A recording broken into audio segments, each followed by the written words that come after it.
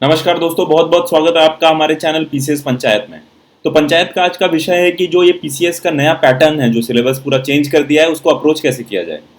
तो आज हम अपने इस लेक्चर में ये डिस्कस करने वाले हैं कि जीएस पेपर 1 कैसे अप्रोच किया जा सकता है। देखिए, मैं आपको अंधेरे में नहीं रखना चाहूंगा कि बहुत हल्के से पढ़िए और कम मटेरियल रिफर करिए, आपका ये मेंस क्लियर हो जाएगा। मैं आपको ऑथेंटिक सोर्सेज बताऊंगा जिसको पढ़ने से आप मैदान में रहेंगे, आप रेस में रहेंगे। तो आपका ज्यादा टाइम ना लेते हुए चलिए शुरू करते हैं। देखिए, सबसे पहली चीज एक अपना छोटा सा इंट्रोडक्शन। मैंने बीटेक मोतीलाल नेहरू इलाहाबाद में जो हमारा एनआईटी है वहां से किया है। फिर यूपीएससी का इंटरव्यू 3 बार दिया है। यूपीएससी सीएपीएफ क्वालिफाई किया है। मुझे ITBP Indo Tibetan border police में असिस्टेंट कमांडेंट मिला था और फाइनली 2017 में नायब तहसीलदार मुझे पीसीएस के थ्रू मिला है। तो ये मैं कोई गुणगान या कोई बखान नहीं कर रहा हूं, बट अपनी ऑथेंटिसिटी, अपनी क्रेडिबिलिटी, अपनी विश्वसनीयता को स्टैब्लिश करने के लिए कर रहा हूं, तो ताकि आपको लगे कि आपको सही व्यक्ति गाइडेंस प्रोवाइड कर रहा है। चलिए आगे बढ़ते हैं। तो बेसिकली आज के इस लेक्चर में हम ये डिस्कस करेंगे कि जीएस पेपर 1 में क्या सिलेबस है, उसकी बुक्स क्या है, उसकी टेस्ट सीरीज और ओल्ड क्वेश्चंस को कैसे रेफर किया जाए। तो प्लीज इसको फॉलो करिएगा। और हां, एक बात मैं आपको एकदम ऑनेस्टली बताऊंगा कि एक स्ट्रेटेजी बना लीजिए और उस पर गांठ लगा लीजिए। स्ट्रेटेजी चेंज करेंगे, कुछ भला नहीं होने वाला आपका। प्लीज एक स्ट्रेटेजी बनाइए और उसको पूरी लाइफ, मतलब लाइफ बोले तो जब तक आपका भैया फाइनल लिस्ट जो होती है, जहां जिसके लिए हम सब प्रार्थना कर रहे हैं कि इस लिस्ट में नाम आना ही चाहिए, उस लिस्ट में जब तक नाम नहीं आ जाए तब तक आप उस स्ट्रेटेजी को फॉलो करते रहिए। और प्लीज स्ट्रेटेजी बनाने में टाइम लीजिए, लोगों से कंसल्ट करिए, अपने सीनियर जूनियर जो भी आपके आस पड़ोस में हो उनसे पूछिए कि भाई क्या ये स्ट्रेटेजी सही है। टाइम लीजिए, लेकिन उस स्ट्रेटेजी पे चिपक जाइए, उसको चेंज मत करिएगा। ठीक है, चलिए। तो सबसे पहला देखिए, आपको मैं सिलेबस से जो जीएस पेपर 1 का सिलेबस है उसमें हिस्ट्री का एक बहुत ही मासिव, बहुत ही बड़ा पोर्शन है। ठीक है, तो देखिए इसमें जो पहला है हिस्ट्री ऑफ इंडियन कल्चर, वो salient features of art forms, literature, architecture, ये सारी चीजें जो है इसके लिए आपको रिफर करनी है या तो स्पेक्ट्रम की जो आर्ट एंड कल्चर वाली बुक है, थोड़ी मोटी है, बहुत इंफॉर्मेटिव है, उसको कंप्रेस करके अपने नोट्स बना लीजिए। हर टॉपिक का 1 पेज का नोट्स अपना बना के उसे कंप्रेस कर लीजिए। ठीक है, क्लास 11th की एनसीईआरटी की फाइन आर्ट्स की किताब है, आपको एनसीईआरटी की वेबसाइट पे मुफ्त उपलब्ध है। नहीं मिल रहा है आप मुझे कमेंट सेक्शन में बताइए, मैं आपको उसका लिंक प्रोवाइड करूंगा। ठीक है, या फिर तीसरा ऑप्शन है, आप नितिन सिंघानिया की एक किताब आती है उसको पूरा घोट लीजिए, उसका रट्टा लगा लीजिए और हर आर्ट फॉर्म पे एक अपना परसेप्शन बना लीजिए। यह बहुत ही जरूरी है। देखिए, सबसे पहली चीज है कि आर्ट एंड कल्चर विषय को अगर आपने बोझ की तरह पढ़ा तो आपका वो सब्जेक्ट हमेशा वीक रह जाएगा। उसको इंटरेस्ट के साथ पढ़िए, कोई भी टॉपिक पढ़िए, उसका फोटो देखिए, इमेज देखिए, यूट्यूब पे रेफर करिए, लेकिन इंटरेस्ट के साथ पढ़िए। बेस्ट जो स्ट्रेटेजी ये रहेगी, अगर आप नितिन सिंघानिया पढ़ रहे हैं तो उसके नोट्स बनाने की जरूरत नहीं है, वो अपने आप एक नोट्स फॉर्म में है। लेकिन यदि आप स्पेक्ट्रम पढ़ रहे हैं, स्पेक्ट्रम काफी मोटी किताब है, तो अपने नोट्स ऐसे होने चाहिए ताकि परीक्षा के एक दिन पहले आप फटाफट अपने नोट्स रिवाइज कर पाएं। तो इट्स बेस्ट कि आप अपने हर टॉपिक पे 1-1 पेज के नोट्स बना लीजिए। जैसे फॉर एग्जांपल पूछ दिया कि भाई चोला टाइम के जो मंदिर होते थे वो कैसे होते थे, या फिर जो Nagara style of architecture of temples है वो कैसा होता है, तो उसके लिए आपके पास 1 पेज का नोट्स होना चाहिए। देखिए, एक बात आप हमेशा याद रखिएगा, जो क्वेश्चन आएगा वो या तो 10 मार्क्स, 12.5 मार्क्स या 15 मार्क्स का आएगा, depending on what pattern is. तो इसलिए 12 मार्क्स, 15 मार्क्स में मैक्सिमम टू मैक्सिमम आपको 2 पेज का लिखना है। तो मैं आपको इसीलिए सजेस्ट करूंगा कि 1 पेज के अपने नोट्स बना लीजिए, वो हर सब्जेक्ट के लिए आपके लिए एप्लीकेबल है। ठीक है, उसके बाद आपका आता है मॉडर्न हिस्ट्री, जो कि 1757 से लेकर 1947 तक की क्रांति है। तो उसके लिए आपकी बिपिन चंद्रा या स्पेक्ट्रम की जो बुक आती है फ्रीडम स्ट्रगल की, वो बेस्ट है। बिपिन चंद्रा थोड़ी सी एकेडमिक बुक है, एक नॉवेल की तरह लिखी गई है, तो आपको पढ़ने में उसमें मजा आएगा। लेकिन स्पेक्ट्रम आपकी नोट्स फॉर्म में है। स्पेक्ट्रम पढ़ने में आपको जरूरी नहीं कि आप उसका नोट्स बनाएं। क्यों? क्योंकि वो अपने आप एक यूपीएससी या यूपीपीसीएस के फॉर्म में लिखी गई है। तो प्लीज इसको टॉपिक वाइज पढ़िए और हर एक टॉपिक पे आपके दिमाग में क्लियर होना चाहिए कि भाई ये जो हुआ था ये क्यों हुआ था, कैसे हुआ था, क्योंकि क्वेश्चंस इसी तरह पूछे जाएंगे। अगला जो टॉपिक आता है freedom struggle, its various stages, important contributors, contributions from different part of society. ये भी आपका बिपिन चंद्रा और स्पेक्ट्रम से कवर हो जाएगा। पूरा मन लगा के किताब पढ़िए, बहुत ही इंटरेस्टिंग बुक है, पूरी फील लेके पढ़िए। यही मैं आपको बार बार कहता रहता हूं, पंचायत में मैं आपको यही समझा रहा हूं कि भाई पंचायत के सदस्यों फील लेके पढ़ो सब्जेक्ट को, नहीं तो मजा नहीं आएगा। ये बहुत ही सब्जेक्टिव हो गया, अब वो ऑब्जेक्टिव वाला ट्रेंड गया। ठीक है, अगला post independence consolidation and reorganisation within the country till 1965। उठाओ फटाक से कौन सी? बिपिन चंद्रा की मोटी वाली किताब, लेकिन उसमें सेलेक्टिव पढ़ना है। सेलेक्टिव मतलब 1965 तक का आपका जो भी इवेंट्स हुए उसको कायदे से पढ़िए। बहुत ही बढ़िया बुक है, नॉवेल फॉर्म में लिखी गई है, बहुत ही सिलेक्टिव रीडिंग करिएगा, मोटी बुक है, देख के घबराइएगा नहीं, ठीक है। मैं आपको जब मैं मतलब फ्यूचर में इस पे वीडियोस बनाने वाला हूं तो उसमें मैं आपको स्पेसिफिक पोर्शंस बता दूंगा आप क्या क्या पढ़िए, ठीक है। यहां मोटी बुक से मेरा तात्पर्य है बिपिन चंद्रा की इंडिया सिंस इंडिपेंडेंस नाम की बुक आती है। देखिए दो बुक आती है, इंडिया सिंस इंडिपेंडेंस और दूसरी आती है India struggle for independence. India struggle for independence 1947 जब तक हमें आजादी नहीं मिली तब तक की है। 1947 के बाद के जो भी इवेंट्स हुए इंडिया में वो India since independence Bipin Chandra की है। एक और किताब इस पे आती है इंडिया आफ्टर गांधी, वो रामचंद्र गुहा की है, तो कोई भी किताब पढ़ लीजिए, दोनों इक्वली गुड है। दूसरा इसका मटेरियल है विजन आईएएस के नोट्स आते हैं। विजन आईएएस आप सर्च करेंगे, vision IAS post independence notes, उसको नोट्स आप उठा के पढ़ सकते हैं 1965 तक के। वो इवेंट जो 1965 तक हुए बस वही रिफर करिए, उसके अलावा कुछ भी मत रिफर करिएगा क्योंकि वो आपके काम का नहीं है। ध्यान रखिएगा, सिलेबस आपकी आंखों के सामने चिपका हुआ होना चाहिए, मतलब आपको पता होना चाहिए क्या करना क्या है, क्या सिलेबस है, तभी आप पढ़ेंगे, नहीं तो फिर ऐसे इधर उधर तीर मारने से कोई फायदा नहीं है। कोई भी चीज अटेन या अचीव करनी तो पहले उसको क्वांटिफाई करिए, पहले पता लगाइए करना क्या है भाई। हवा में ऐसे तीर मारने से कुछ नहीं होगा, बिकॉज ये तो क्या एक यूपी पीसीएस का सिलेबस एक अथाह सागर है और ये पैटर्न चेंज होने के बाद तो और भी अथाह हो गया है। तो प्लीज सिलेबस अपने सामने रखिए, जो जो करते जाइए उसके नोट्स बनाइए, उसको टिक करते जाइए ताकि भविष्य में आपको वो किताब दोबारा खोलने की जरूरत ना पड़े अगर आप अपने नोट्स बना रहे हैं तो। और अगर नोट्स नहीं बना रहे हैं, सिर्फ बुक से रेफर कर रहे हैं, तो मेक श्योर करिएगा जो सबसे कॉन्क्रीट पॉइंट्स हैं उस पे अंडरलाइन हो, पूरी किताब मत रंग डालिएगा, नहीं तो उससे कोई फायदा नहीं। होली खेलनी है बाहर खेलिए, किताब में होली मत खेलिए, कोई फायदा नहीं, ठीक है। तो विजन आईएएस के नोट्स आप ले सकते हैं। विजन आईएएस के नोट्स बहुत ही इफेक्टिव है, बहुत ही कंसाइज है। मैं यहां पे विजन आईएएस का कोई प्रचार करने के लिए नहीं बैठा हूं, लेकिन क्योंकि उनका क्वालिटी ऑफ जो कंटेंट है वो बहुत ही हाई है, तो please you can refer that material. उसके बाद आता है history of the world which includes events from the 18th century to the middle of 20th century, Nazism, world war, ये सारी चीजें आपको कहां से मिलेगी? अर्जुन देव की पुरानी एनसीईआरटी की बुक है, आपको इलाहाबाद, प्रयागराज, लखनऊ और नहीं मिले कहीं तो आप दिल्ली से मंगा सकते हैं, ठीक है। ये ओल्ड एनसीईआरटी की किताब है, बहुत ही इफेक्टिव है। दूसरा सोर्स इसमें क्या है?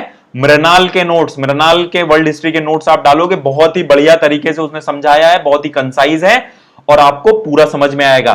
थोड़ी हाईफाई और बहुत इंटरेस्ट है आपको वर्ल्ड हिस्ट्री में तो डेफिनेटली आप नॉर्मन लोव करके एक बुक आती, थोड़ी मोटी किताब है, वो बहुत ही अच्छी किताब है, लेकिन कॉस्ट बेनिफिट एनालिसिस में उसका ज्यादा फायदा नहीं है। तो आई होप हिस्ट्री आपको क्लियर है। बेस्ट रहेगा हिस्ट्री के हर पोर्शन का आप छोटा छोटा एक एक पेज का नोट्स बना लीजिए, उसी को घोटते रहिए ताकि आपको दोबारा बुक कवर करने की जरूरत ना पड़े। क्योंकि नॉर्मली ये होता है जब एग्जाम आ रहा है तो पहले ही हम घबराए हुए रहते हैं। अब उस घबराहट में आपको पूरी मैं किताब सौंप दूं कि भैया इसी घोट डालो, तो वो संभव नहीं है। जब आप प्रॉपरली उसके नोट्स बना लोगे, एक एक पेज के नोट्स बनाइए, ज्यादा नहीं। क्यों? क्योंकि उसके जो आपका मार्क्स होगा 15 मार्क्स का होगा, तो 15 मार्क्स में तो 2 पेज का आप आराम से लिख लोगे जब आपने एक पेज के नोट्स बना रखे हैं। और नोट्स में नोट्स जैसे होने चाहिए, पूरी किताब उठा के मत छाप देना, बुलेट पॉइंट्स बनाइए उसमें, ठीक है।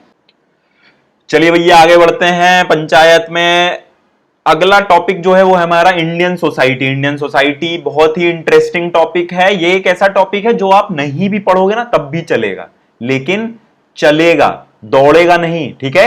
याद रखिएगा, चलेगा दौड़ेगा नहीं भैया, पढ़ना है, बिना पढ़े काम नहीं चलेगा। तो इसीलिए मैं कह रहा हूं कि आप क्वेश्चन जैसे देखोगे ना, जैसे पुराना अभी जो हमारा मेंस की परीक्षा हुई है 2 बार, अगर आप उसके क्वेश्चंस देखोगे तो आपको लगेगा यार ये तो मैं लिख सकता हूं, लेकिन एक आम आदमी जो ऐसे ही लिख लेगा और एक आदमी वो जो पढ़ के लिखेगा, दोनों के आंसर की क्वालिटी में अंतर होगा। तो प्लीज पंचायत आपको यह सजेस्ट कर रही है कि इसको पढ़ना बहुत ही जरूरी है। अब देखिए salient features of Indian society and culture, तो इसके लिए मैं आपको सजेस्ट करूंगा कि विजन आईएएस का मटेरियल आता है इंडियन सोसाइटी पे, राम आहूजा की किताब आती है इंडियन सोसाइटी पे, और एनसीईआरटी क्लास 11-12 का सोशियोलॉजी का पोर्शन, मतलब सोशियोलॉजी की जो किताब है उसमें आपके जो सिलेबस के जो टॉपिक्स हैं वो पिक करके आप पढ़ सकते हैं।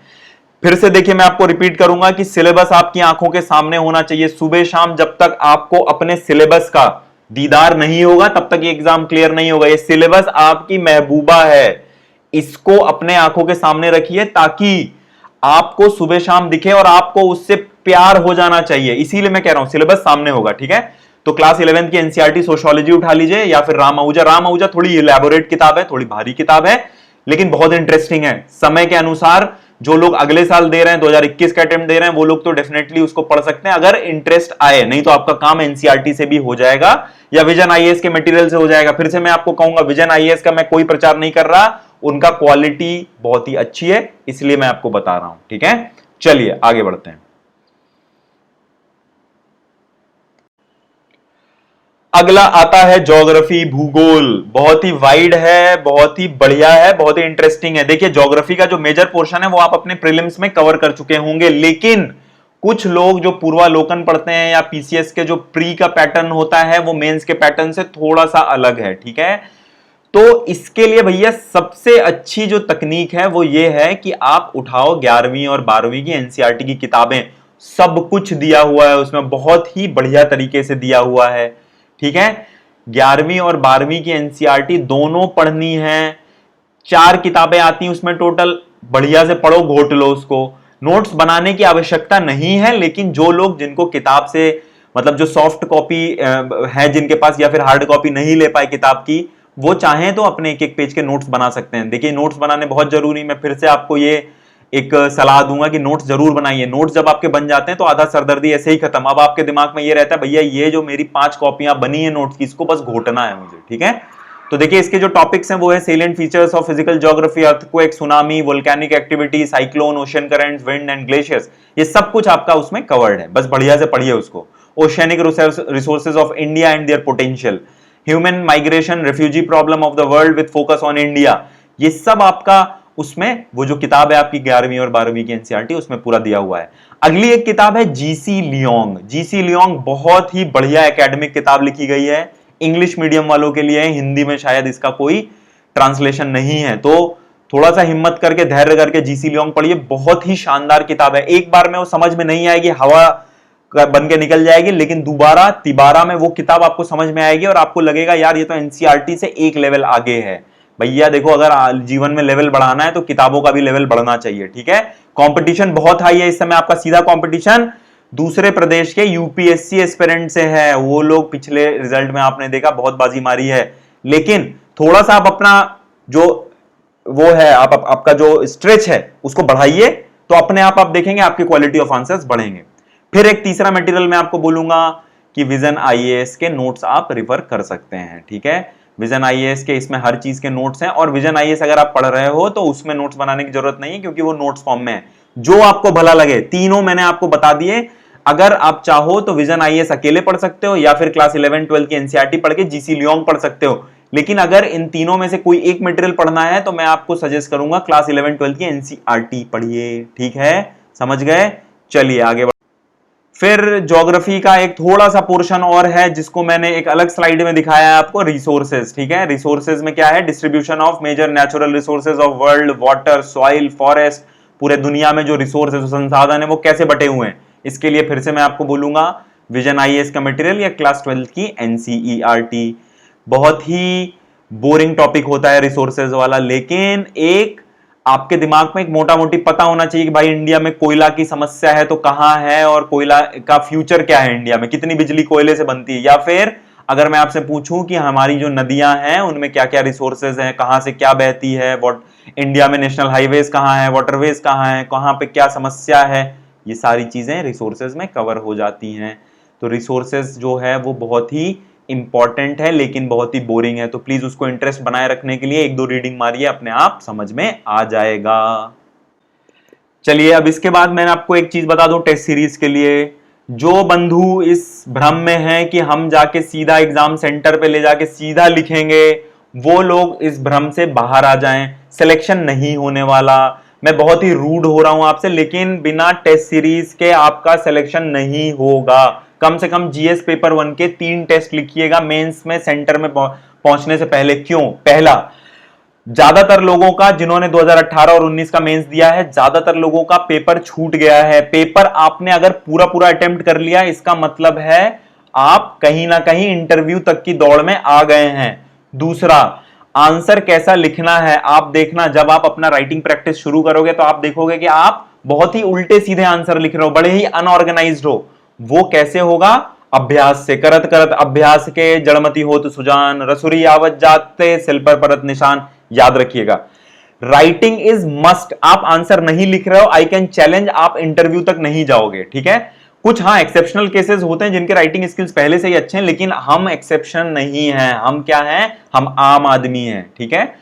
दूसरी चीज, आपको पुराने यूपीएससी के पिछले 10 साल 12 साल के जो भी जीएस पेपर 1 के क्वेश्चंस हैं वो रिवाइज कर लीजिएगा, ठीक है। इंटरनेट पे देख लीजिएगा old UPSC GS paper 1 questions, ठीक है। हिस्ट्री के, सोसाइटी के, आर्ट एंड कल्चर के जो भी हमने इस सिलेबस में देखा है वो सारे क्वेश्चंस एक बार एक प्रैक्टिस के तौर पे देखिए। बहुत सारे क्वेश्चंस उसमें पुराने हो गए होंगे जो उस परिप्रेक्ष्य में रिलेवेंट थे, लेकिन क्योंकि ये स्टैटिक है, ये चेंज नहीं होता है जीएस पेपर 1 का सिलेबस, तो आप प्लीज जीएस पेपर 1 यूपीएससी के आंसर्स स्टैब्लिश उसको लिखिए, उसको प्रैक्टिस करिए। दूसरी चीज, उन आंसर्स को लिख के किसी से इवैल्यूएट जरूर कराइएगा। अपने आप ही अपने एग्जामिनर मत बन जाए, खुद ही जांच के 10 में 10 नंबर दे दिया ना, गलत है। तो इसलिए किसी से इवैल्यूएट जरूर कराइएगा। फ्यूचर में मैं एक टेलीग्राम ग्रुप लेके आऊंगा, उसमें मैं कोशिश करूंगा अपनी टीम के साथ मिलके आपके सारे आंसर्स को इवैल्यूएट करने की कोशिश करूं। तो इसीलिए मेरे चैनल के साथ बने रहिएगा, ठीक है। चलिए, बहुत बहुत धन्यवाद दोस्तों। लास्ट में मैं खत्म करते करते आपको दो ये स्लोगन दे जाना चाहता हूं। पहला है डू या डाई, करो या मरो। गांधी जी ने भारत छोड़ो आंदोलन में दिया था, तो अभी मौका है, करो या मरो भैया। पूरी जिंदगी आप इस एग्जाम में नहीं दे सकते 40 साल तक, ठीक है। अगला है इट्स नाउ और नेवर, अभी या कभी नहीं, ठीक है। अभी मौका है, अभी शुरू कर दो तैयारी। कोई डाउट हो, कंफ्यूजन हो, मुझे इस यहां पे कमेंट करके जरूर बताइए। चलिए, पंचायत में आप सबका बहुत बहुत धन्यवाद आने के लिए। प्लीज इस चैनल को सब्सक्राइब करना ना भूलें फर्दर नोटिफिकेशंस के लिए। बहुत बहुत धन्यवाद।